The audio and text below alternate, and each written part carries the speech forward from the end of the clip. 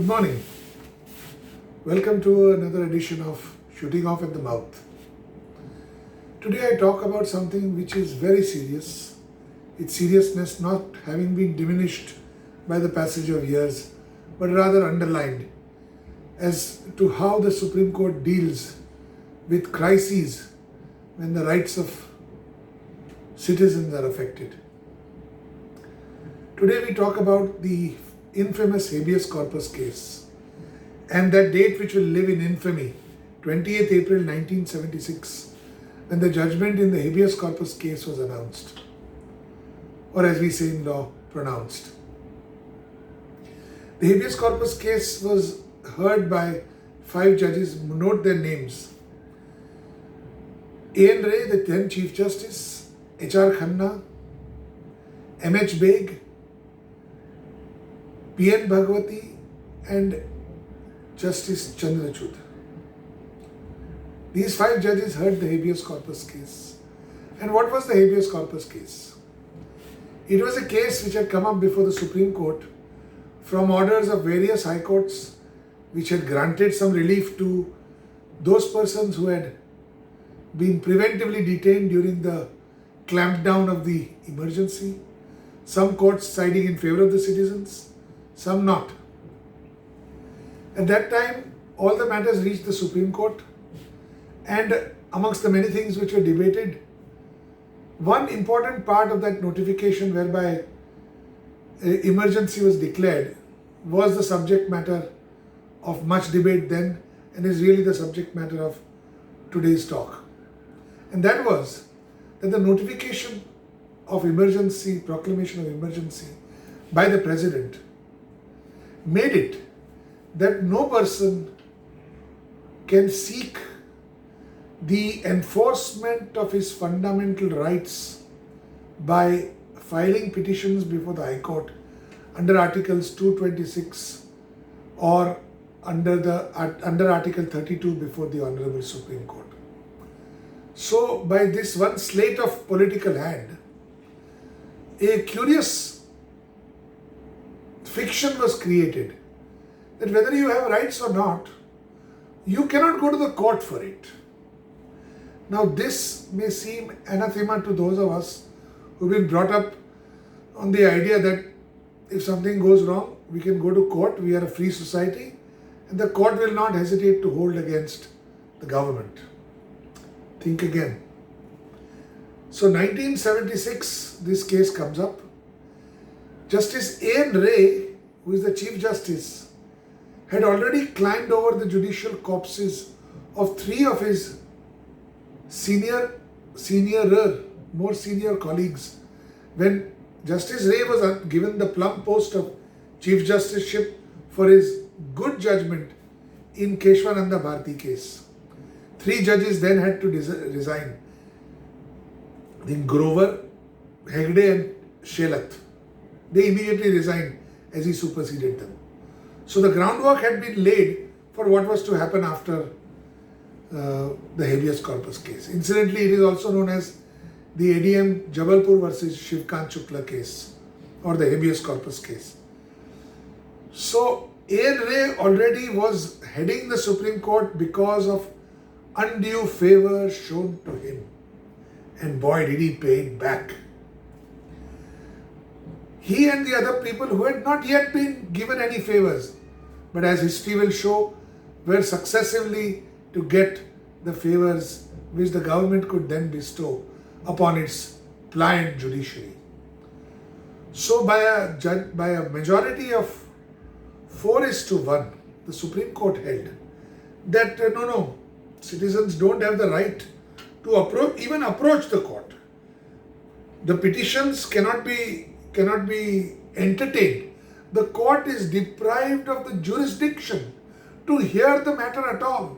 Forget whether the citizen is right or wrong.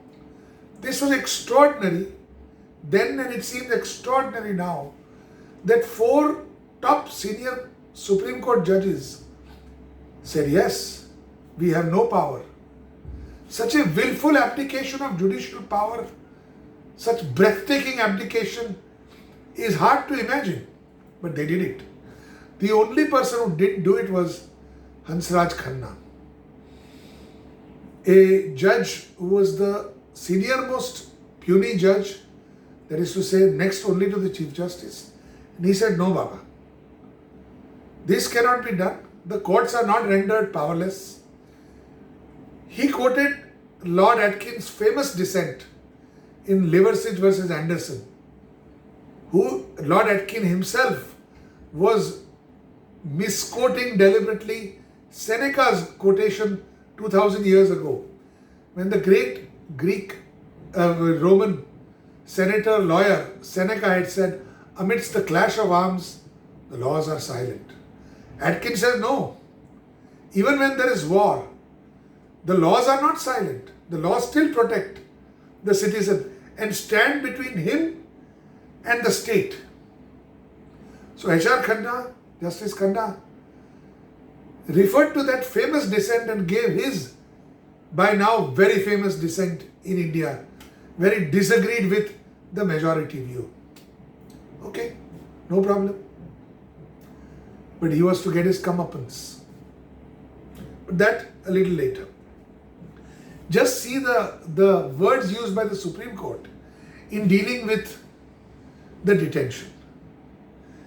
Chief Justice Ray, the head of the judiciary of the country, says this: liberty itself is a gift of the law, and by law may be abridged or taken away. That's it. No concept of universal fundamental rights. No concept that there are some rights which inhere in us by our very existence. No, he says. The law giveth and the law taketh away. So, as I said, Justice Khanna was to get his comeuppance. And when Justice Beg retired, when Justice A.N. Ray retired, what did the government do again?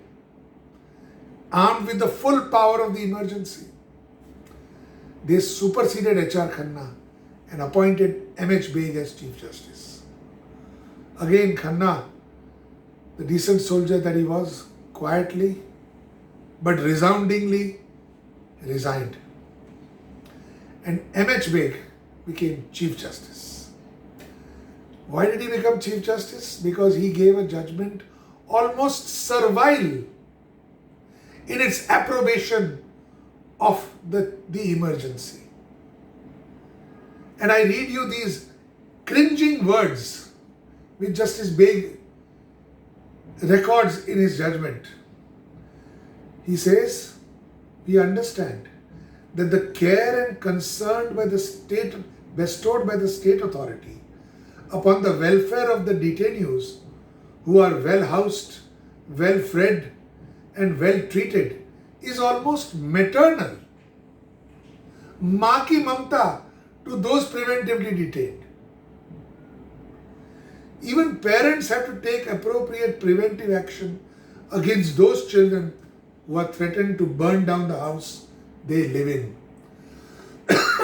Does this remind you of some other benevolence that we are facing right now? When we are told, no, we are taking away your liberties because it is to protect you. It is not the scope of this talk to talk about present events. So we will hearken back to old days. Now, after the habeas corpus judgment was delivered, it was much reviled, criticized. In fact, some of the judges, significantly Justice Bhagwati, is on record saying that I am ashamed that we gave this judgment. If I got to live it again, I would not give this judgment. It is universally condemned. Very respected Chief Justice Venkatachalaya, in one of his speeches, said it has to be consigned to the dustbin of history. And in fact, by 2017, it was officially consigned to the dustbin of history and a lid was slammed onto that dustbin. But the journey from 1976 to 2017 is not one which covers the Supreme Court with credit. I am exploring as to how the Supreme Court missed every opportunity to correct itself and to correct the course of development of law. So today I am concerning myself with how the Supreme Court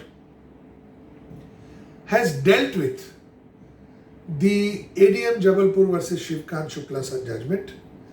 And this, as part of this exercise, I take the opportunity to discuss all the judgments of the Honorable Supreme Court where ADM Jabalpur versus Shivkant Shukla is referred.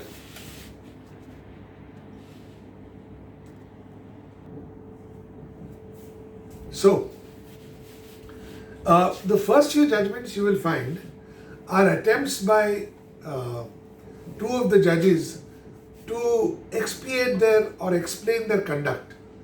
And the first one is Manalal Khaitan versus Kedarnath Khaitan, where Chief Justice Ray, M.H. Beg and Jaswant Singh were called upon to decide a civil dispute under the Companies Act. But they were so happy in the first flush of their ADM Jabalpur judgment that Justice A.N. Ray referred to his own judgment, not on any other point, but on statutory interpretation. But he did refer to ADM Jabalpur versus Shivkant Shukla. Then came another preventive detention matter, Union of India versus B.K. Gowde.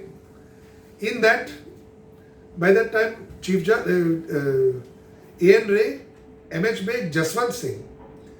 The judgment was dictated by Jaswant Singh. He decided the whole issue.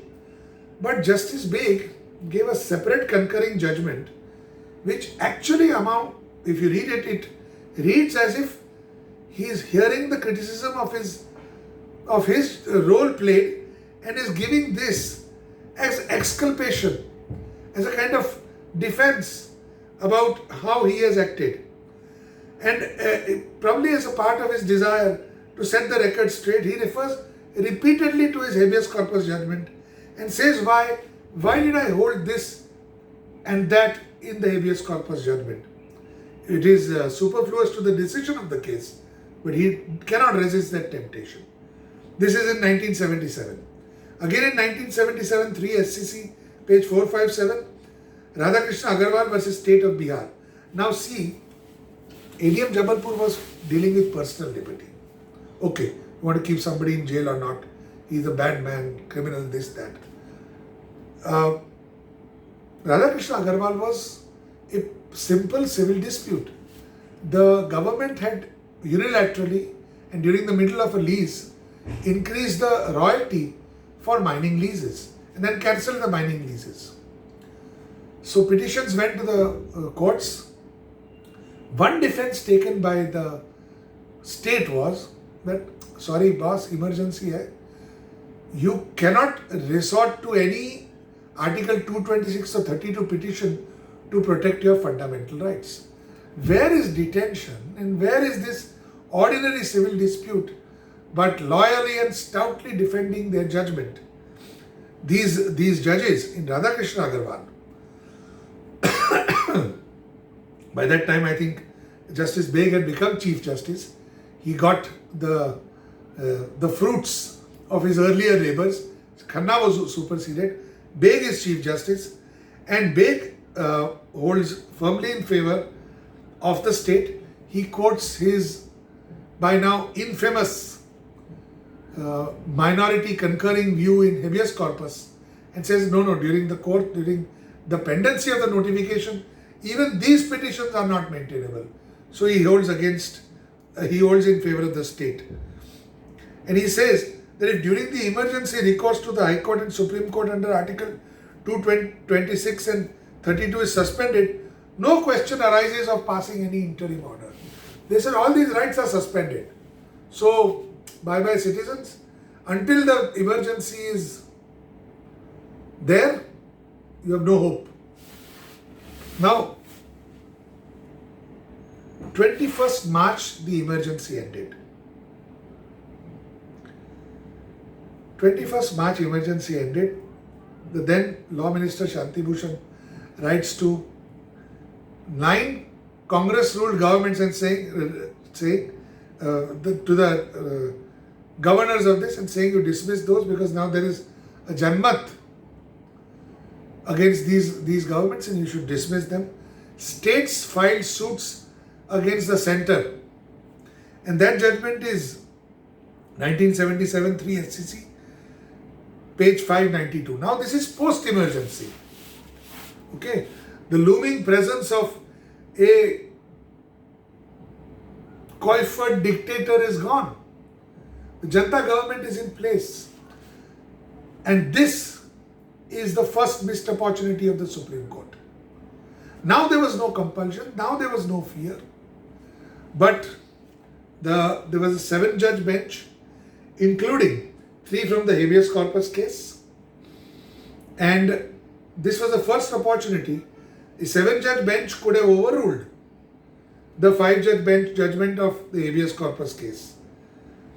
Now, what did they do by that was that 4 of the judges in separate concurring judgments still mentioned the habeas corpus case. 3 of which were authors and 1 other judge. And without the least bit of embarrassment. By that time, the furor against the habeas corpus judgment was ringing loud in India. But these wise men in their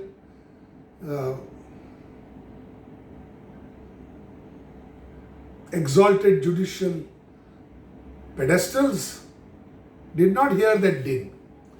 And they cited the habeas corpus case with approval. And the Supreme Court lost its first opportunity to correct its mistake. Now we come to one more intermediary fact.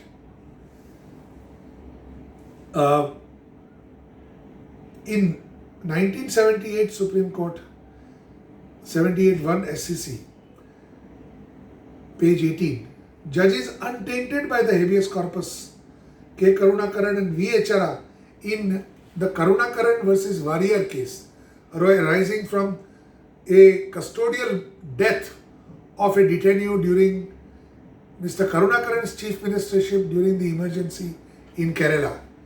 Mr. Karunakaran doesn't come out well from this. If you're interested, you can read it. Makes very interesting reading about the abuses which were meted out during emergency. And that is 78-1 SCC, page 18. This judgment was during emergency, where again they held that even malafide detention cannot be challenged.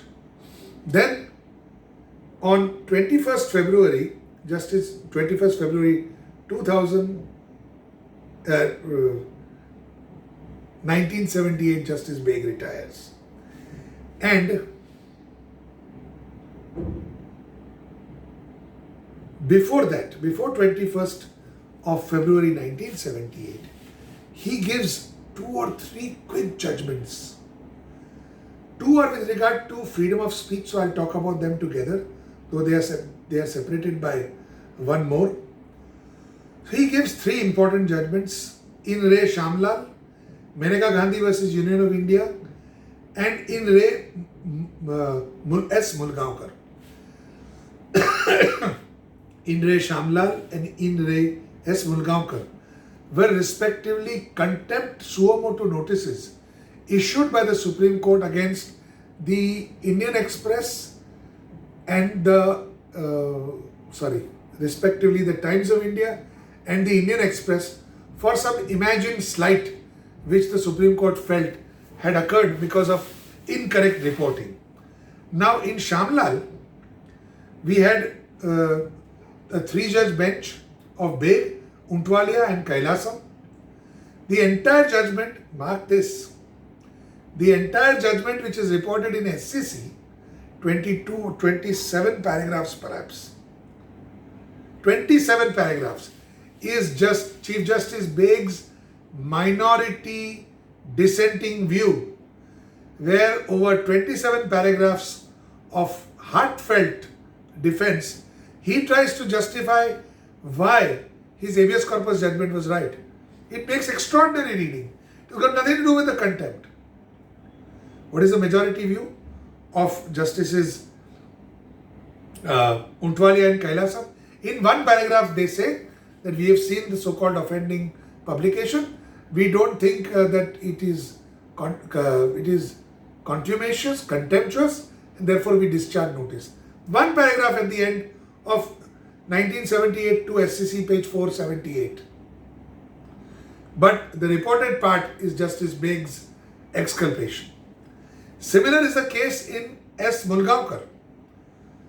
In S. Mulgaonkar, which is 78.3 SCC page 339, Beg sitting with Krishna Iyer and Kailasam, same fate, suo motu contempt proceedings, again discharged by a very short order by the two judges, which is the majority view. Justice Beg left to give a dissenting minority view, which it doesn't really matter, but he uses it as a vehicle to defend his habeas corpus utterances. In between these is the very famous case of Maneka Gandhi, which I call the second missed opportunity. Again, a 7-judge bench comprising really strong judges. But of course, Beg, Chandrachud and Bhagwati are on the bench. Krishna Iyer was on the bench perhaps. There were other strong judges. But as I said, Supreme Court again missed an opportunity. They could have said, this was terrible law, let's do away with it. But they said, no. They said, it's Bhagwati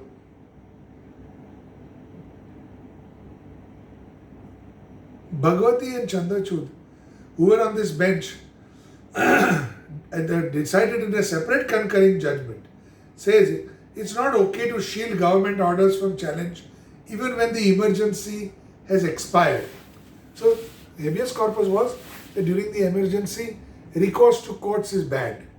But these gentlemen say, now that emergency is over, then you have to give them recourse. So they doff their hat to ADM Jabalpur versus Shivkant Shukla, but then they move on. They could have easily been of one mind and said, boss, galti ho gaya, let's turn the tide. So second missed opportunity of the Supreme Court. Maneka Gandhi's 78.1 SCC 248 for the scholars among you. So I already mentioned S. Mulgaonkar. Then 78.2 SCC page 50, Madan Mohan Pathak, third missed opportunity. 7-judge bench of the Supreme Court. Beg, Chandrachud, Bhagwati, and 2 strong outspoken judges in D.A. Desai from Gujarat High Court, V.R. Krishna Iyer from Kerala, whose judgments are legendary for his standing up for the small man. Again, Chief Justice Beg delivered a separate judgment where he was at pains to point out how narrow reading of the emergency provisions in the habeas corpus case was correct. अरे बाबा कौन पूछ रहा है तुमको कि वो सही था कि नहीं? But I think that when you have done something like this, your conscience never really lets you rest. And therefore, every opportunity was taken to exculpate, and every opportunity was missed to set right the wrong. Then, when the judiciary missed these 3 chances, it was for the politicians. God bless them. I never thought I'd say these words. But it is the politicians who did away the evil influence of ADM Jabalpur versus Shivkant Shukla. What did they do? They came out with the 44th Constitutional Amendment Act, where amongst many things it did, it said it will never be now that the power of the courts to deal with petition under 226 or 32 can ever be suspended. So that was 2 steps forward, but they also took 1 step back. And they deprived you and me of a very important fundamental right. Yes, they took away a fundamental right. They amended Article 19 and took away the right of property and placed it in 300 or 301 perhaps as a statutory right, 300A. Forgive my lack of exactitude. But the fundamental right to property was taken away then. And we are the poorer for it, quite literally. Because somebody can take away your property and give you peanuts. If the peanuts is the compensation which the law fixes. Because they did away with the concept of compensation. They said an amount. So 1 rupee would be sufficient. But anyway, that's the matter for another day. But nevertheless, it took the politicians, that much reviled class of our country, and justly much reviled, to undo the damage done by the habeas corpus judgment. But still, nobody says that this was a bad judgment. They cite it with approval in many cases. So in the law reports, there is a hushed silence after 78. The first time that ADM Jabalpur rears its or his ugly head is in 1994, 3 SCC 569 Kartar Singh. Till then there is nothing. There are one or two judgments who merely mention it. But Kartar Singh is very important because again, it was heard by a 5-judge constitutional bench and dealt with the validity of Terrorists and Disruptive Activities Act, the constitutional validity of it. Tada, because at that time, if you remember, Punjab militancy was at its height. It had been so for the last 4 or 5 years. Everybody was worried. Tada was challenged. Supreme Court put together a 5-judge bench. In Kartar Singh, for the first time, acknowledged that we are sorry that the need for the 44th constitutional amendment was felt because as they say, very gently they criticize. They said that earlier this court had placed too narrow a definition on interpretation of that notification. So right to liberty and all those. So court had in ADM Jabalpur had placed too narrow a definition on those principles. And thereby it just doffs its hat and moves on. Now, why do I say that this was a missed opportunity? Because the judges by then were untainted by the punishment or the benefits of the habeas corpus case. Remember, A.N. Ray was rewarded for Keshwananda Bharti. M.H. Ray superseded Khanna, became Chief Justice, and then successively Bhagwati became Chief Justice. Y.V. Chandrachud also became Chief Justice. Everybody except the dissenter in habeas corpus case was the Chief Justice or later became the Chief Justice. Remember this. Then in 1994, 5 SCC, 9-judge bench headed by our Chief Justice A.M. Ahmadi from Gujarat. 9-judge bench, officially the third missed opportunity, or is it the fourth? Missed opportunity to correct the wrongs of the habeas corpus judgment. And this is Attorney General versus Pran Jeevan Das. This is an example of how the judiciary finds it so difficult to course correct, to acknowledge fallibility and then to correct the course. Therefore, a bad precedent, like a bad smell, tends to linger for a very, very long time.